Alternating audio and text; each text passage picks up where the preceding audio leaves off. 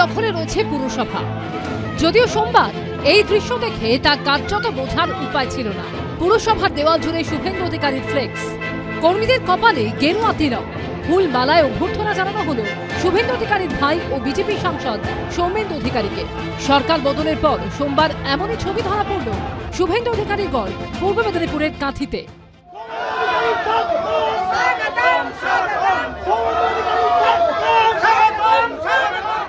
2022 সালের পুরো ভোটে কাঁথি পুরসভার 21টি ওয়ার্ডের মধ্যে তৃণমূল জেতে 18টি আসন, বিজেপি জেতে মাত্র 3টি ওয়ার্ডে।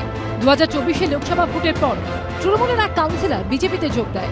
বর্তমানে এই পুরসভায় তৃণমূলের দখলে 17টি ওয়ার্ড, বিজেপির হাতে 4টি ওয়ার্ড।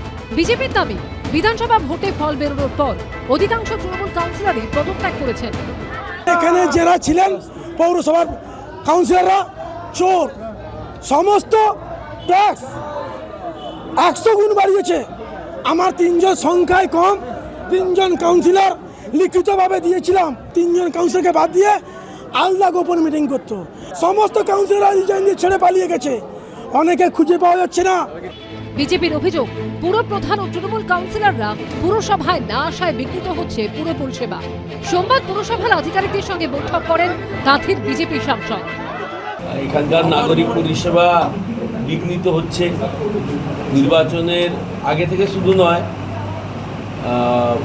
পৌরসভা 22 সালে শপথ নেওয়ার পর থেকেই নানাভাবে এখানকার পৌর পরিষেবা বিগত দিনের থেকে বারেবারেই এখানে বিঘ্নিত হয়েছে। নাগরিক পরিষেবা দেওয়ার জন্যই পৌরসভা আমরা একটু আলোচনা করে যাতে পৌর পরিষেবা বিঘ্নিত না হয়।